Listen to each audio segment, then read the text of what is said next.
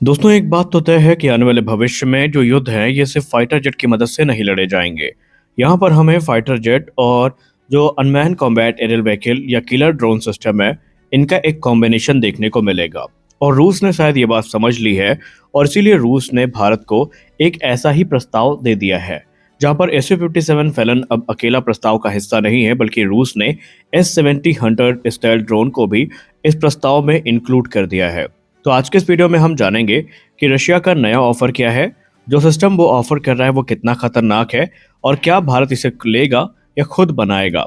तो इस वीडियो में आपको बहुत सारी नई चीजें इस डील के बारे में पता चलने वाली हैं। नमस्कार दोस्तों, आप देख रहे हैं इंडियन डिफेंस न्यूज हिंदी, और इस वीडियो में हम बात करने वाले हैं रूस के एक्सटेंडेड ऑफर के बारे में। दोस्तों, रूस अब भारत को सिर्फ SU-57 बेचने के फिराक में नहीं है, वो बेच रहा है पूरा का पूरा एक वॉर इकोसिस्टम। मतलब SU-57 fighter, Hunter drone, network system और स्मार्ट वेपन, यानी एक ही पैकेज में सब कुछ। रूस कहता है कि अगर भारत SU-57 को बनाएगा तो उसे शुरुआत से ही ड्रोन सिस्टम के साथ डिजाइन किया जाएगा। और ये कोई नॉर्मल डील नहीं है, ये फ्यूचर वॉर डील है। रूस ने ये भी कह दिया है कि वो इस समय अपने जो ओकनिक ड्रोन है, जिसको वो एक मॉन्स्टर मानते हैं, ये भारत के सामने प्रस्तुत कर चुके हैं। जी हाँ, अब बात करते हैं असली मॉन्स्टर की, यानी S-70 ओकनिक बी, जिसको आप हंटर ड्रोन के नाम से भी जानते हैं। ये कोई छोटा या साधारण ड्रोन नहीं है, बल्कि ये फ्लाइंग फाइटर ड्रोन है। जी हाँ, इसकी ताकत का अंदाजा इसी से लगाया जा सकता है कि इसमें 2.8 टन की वेपन कैरिंग कैपेसिटी है। ये अपने साथ मिसाइल और बॉम्ब्स को कैरी कर सकता है। ये स्टेल्थ है, जिसका मतलब ये है कि रेडार से बचने की क्षमता इसके पास है। और इसकी डिजाइन इसको एनिमी के क्षेत्र में सुरक्षित वापस ले जाने और वापस ले आने में पूरी तरीके से कैपेबल बनाती है। मतलब ये ड्रोन खुद हमला करता है, और सिर्फ ये कैमरा वाला ड्रोन नहीं है, बल्कि ये एक छोटा फ्लाइंग बॉम्बर है। अब सवाल ये उठता है कि असली गेम प्लान क्या है, उसी को ये समझते हैं। देखिए, इस सिस्टम को हम कहते हैं मैन अनमैन टीमिंग।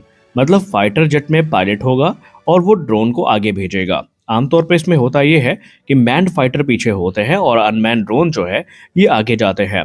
ये ड्रोन दुश्मन के इलाके में जाएगा, दुश्मन को ढूंढेगा, रेडार ट्रैक करके जो लोकेशन है वो भेजेगा, और फिर पायलट दूर बैठकर मिसाइल छोड़ेगा।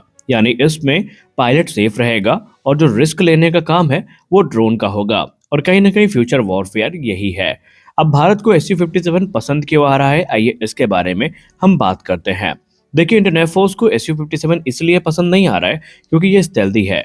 मतलब इसलिए पसंद आ रहा है क्योंकि ये हैवी वेपन्स को कैरी कर सकता है, डीप स्ट्राइक कैपेबिलिटी प्रदान करेगा, दूर तक हमला करने की क्षमता है, और सबसे खास बात ये है कि ये इंडिया स्पेसिफिक इन्हांसमेंट के साथ आएगा।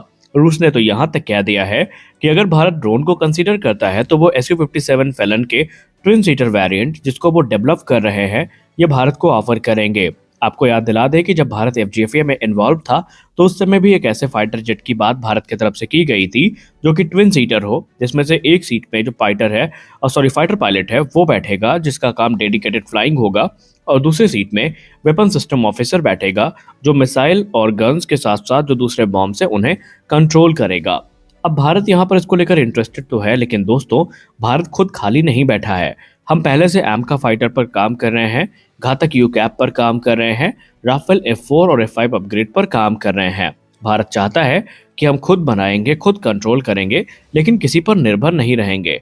और भारत का ये सपना आत्मनिर्भर भारत का सपना है। लेकिन भारत के सामने अब एक स्थिति ऐसी भी आ गई है कि भारत को अब फैसला लेना पड़ेगा कि वो क्या चुने। हमारे पास मुख्यतः दो ऑप्शन है। एक है रशियन सिस्टम को सेलेक्ट करके हम आगे बढ़ते हैं, यहाँ पर हमें रेडी स्टेल्थ फाइटर मिल जाएगा, पावरफुल स्टेल्थ फाइटर मिल जाएगा, लेकिन ये अपने साथ डिपेंडेंसी को लेकर आएगा। वहीं दूसरा ऑप्शन ये है कि हम इंडियन सिस्टम पर फोकस करें। यहाँ पर सबसे बड़ी कमी ये है कि बहुत टाइम लगेगा, तकरीबन 1 दशक का, और ये हमें स्वतंत्रता प्रदान करेगा, और लॉन्ग टर्म के दृष्टिकोण से ये काफ़ी महत्वपूर्ण है।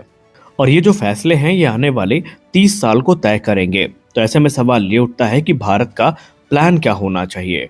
अब यहाँ पर कुछ डिफेंस एक्सपर्ट्स तो ये कहते हैं कि आप SU-57 को एक तत्कालिक समाधान के तौर पर अगर लेकर चल रहे हैं तो फिर आपका डिसीजन सही है। आप इसको एक आंतरिक समाधान के तौर पर लीजिए, अपनी रिक्वायरमेंट्स को पूरा करिए, और उसके बाद आप अपने प्राइमरी फोकस में हमेशा एमका को रखिए। जबकि कुछ एक्सपर्ट्स ये बोलते हैं कि यहाँ पर रूस की डिपेंडेंसी भारत का वेट कर रही है। आज नहीं तो कल भारत को अपनी ज़रूरतों को पूरा करने के लिए रूस के आगे हाथ फैलाने पड़ेंगे। खैर, हमेशा से किसी भी मुद्दे को लेकर दो मत होते हैं। हम आपसे जानना चाहते हैं कि क्या भारत को SU-57 फैलन लेना चाहिए या फिर इस छलावे से आगे आकर एमका प्रोग्राम को फास्ट ट्रैक करना चाहिए? और क्या आपको लगता है कि एमका प्रोग्राम इतनी जल्दी मैच्योर होगा जितनी जल्दी हम सोच रहे हैं? आप अपनी राय कमेंट सेक्शन में ज़रूर दें। मिलते हैं अगले वीडियो में, तब तक के लिए जय हिंद।